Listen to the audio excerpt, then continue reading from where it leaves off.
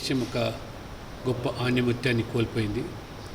వారు తన జీవితం అంతా కూడా సంఘర్షణలతోని ఎక్కడా రాజీ పడకుండా క్షేత్రస్థాయి నుంచి ఒక రచయితగా, చిన్న వ్యాపారవేత్తగా ఆ రకంగా తన జీవన ప్రయాణాన్ని ప్రారంభించి సినిమా రంగంలో, అదే రకంగా ఈనాడు, మార్గదర్శి లాంటి సంస్థలను ఏర్పాటు చేసి రామోజీరావు గారు మారు పేరు క్రమశిక్షణ.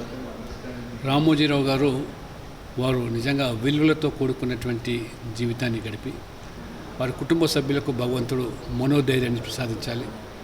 నా తరఫున, భారతీయ జనతా పార్టీ తరఫున ప్రగాఢ సంతాపాన్ని వ్యక్తం చేస్తూ వారి యొక్క ఆశయాలకు అనుగుణంగా, ఆదర్శాలకు అనుగుణంగా పనిచేసినాడే నిజమైన నివాళులని చెప్పి భావిస్తూ ఆ భగవంతుడు వారి ఆత్మకు శాంతి చేకూర్చాలని చెప్పి నేను ప్రార్థిస్తాను.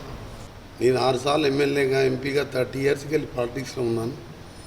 ఎప్పుడు చూసినా ఈనాడు పేపర్ చదవాలని ఎందుకు అనిపిస్తుంది అంటే, ఉన్నది ఉన్నట్టు రాయడమే కాకుండా ప్రజలు ఈ బాధల్లో ఉన్నారు, ప్రభుత్వం దీని మీద నిర్లక్ష్యం చేస్తుంది అని చెప్పి ఏ ప్రభుత్వానికి కూడా భయపడకుండా నిక్కచ్చిగా వివరించే పత్రిక ఒకటే కాదు, ఆయన క్రమశిక్షణ కానీ, ఆయన ఉద్యోగులు, ఆయన దగ్గర పనిచేసే ఉద్యోగులతో పాటు ఎంతోమంది పేదవారికి మార్గదర్శి లాంటి ఒక సంస్థని స్థాపించి 50 ఏళ్ల కింద ఒక సామాన్యుడు కూడా బిడ్డ పెళ్లి చేసుకోవాలన్నా, ఏదైనా వ్యాపారం చేసుకోవాలన్నా, నాలాంటి వారిని నేను 1986లో ఇంజనీరింగ్ అయిపోతే బషీర్బాగ్ మార్గదర్శిలో చిట్ ఫండ్స్లో మెంబర్గా జాయిన్ అయ్యి లోన్ తీసుకొని చిన్న వ్యాపారం చేసుకున్న 1986లో.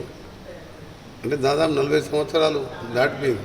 అలాంటి రామోజీరావు గారు మన తెలుగు జాతికే మర్చిపోలేని వ్యక్తి. ఆయన మేము కూడా ప్రభుత్వ పరంగా కూడా వారి పేరు మీద రాబో కాలంలో తప్పకుండా ఇది ఒక మెమోరియల్, ఏదన్నా జర్నలిజం కానీ దేంట్లోనో కానీ అవార్డు ఇచ్చే కార్యక్రమం కానీ ఏం చేయాలన్నా మా ముఖ్యమంత్రి గారితో చర్చించి తప్పకుండా రామోజీరావు గారి పేరు చిరస్థాయిగా ఉండే విధంగా చేస్తామని చెప్పి కూడా ప్రజలందరికీ, ఈనాడు సిబ్బందికి, వారికి ఎంతోమంది సిబ్బంది ఉన్నారు, వాళ్ళందరూ కూడా ఆయన నేర్పిన బాటలో నడవాలని కోరుకుంటూ వారి ఆత్మశాంతి కలగాలని భగవంతుని ప్రార్థిస్తున్నాను.